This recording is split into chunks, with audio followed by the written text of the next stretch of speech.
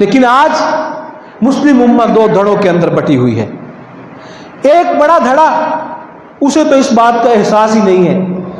آپ پوچھئے اپنے نوجوانوں سے، آپ کو پتہ ہے بیت المقدس کیا ہے؟ آپ کو پتہ ہے قبلہ اول کیا ہے؟ اس کی اہمیت کیا ہے؟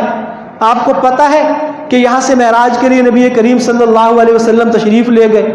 یہاں آپ نے 1,24,000 انبیاء کو امامت کرائی ہے. یہاں کتنے انبیاء مدفون ہیں اور اس کو ارض الانبیاء کہا جاتا ہے؟ نہیں معلوم، کچھ نہیں پتا. ہمارا آج کا نوجوان بس اپنی دنیا کے اندر مگن ہے، اور ہم تو یہ بات کر رہے ہیں انتم تخافون المعاصی ونحن نخاف الکفر.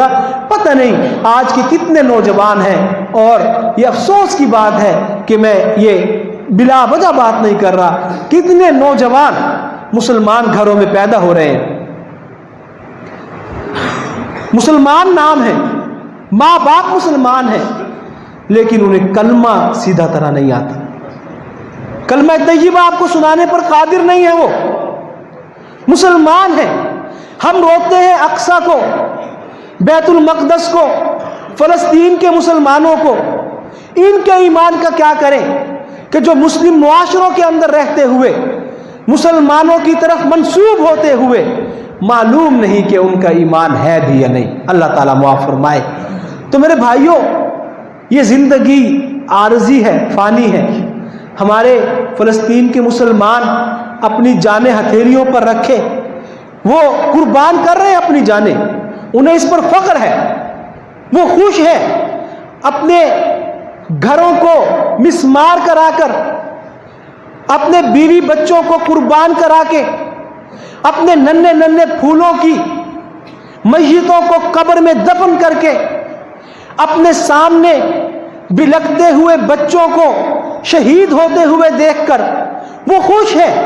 وہ اللہ کے بھروسے پر ہے، انہیں اللہ سے مدد کی امید ہے. تو ان کی آپ ٹانگیں نہ کھینچیے. اگر کوئی تعاون ان کا آپ کر سکتے ہیں کسی بھی محاذ پر، سوشل میڈیا پر ہو، مالی تعاون ہو، آپ اس کی فکر کیجئے، اور قیامت کے دن کے لیے اپنا جواب تیار کیجئے کہ جب یہ ہو رہا تھا تو اس وقت آپ کس طرف کھڑے ہوئے تھے، کہاں آپ کھڑے ہوئے تھے. فلسطینی مسلمان تو اس وقت پکار رہا تھا، وہ چیخ رہا تھا کہ آج میں دہر میں سب سے مظلوم ہوں، آج میں دہر میں سب سے مظلوم ہوں، حق پہ ہوتے ہوئے حق سے محروم ہوں، شام خون رنگ ہوں، صبح مغموم ہوں، جس پہ چلتے ہیں خنجر وہ حلقوم ہوں. میں تو آج تباہ ہو رہا ہوں، پس رہا ہوں، مر رہا ہوں. یہ پھر تم نے وہاں جواب دینا ہے اس احکم الحاکمین کی عدالت میں کہ تم کس طرف کھڑے ہوئے تھے. تم وہاں نہیں پہنچ سکتے تھے لڑنے کے لیے، اتنی طاقت نہیں تھی، استطاعت نہیں تھی، لیکن تمہارے دل کے اندر جذبہ کیا تھا؟ کیا جب فلسطین کے اندر بچوں کی شہادت ہوتی تھی تمہارا دل دکھتا تھا؟ کیا جب وہاں معصوم جانیں چلی جاتی تھی، سہاگنوں کے سہاگ اجڑتے تھے، ماں کی گودیں خالی ہوتی تھی، والدین اپنے ہاتھوں سے اپنے بچوں کو لحد میں اتارتے تھے، تو تمہارے دل پر کوئی ٹیس لگتی تھی، کوئی چوٹ لگتی تھی، کوئی اثر ہوتا تھا، کوئی شرم آتی تھی، کوئی غیرت جاگتی تھی؟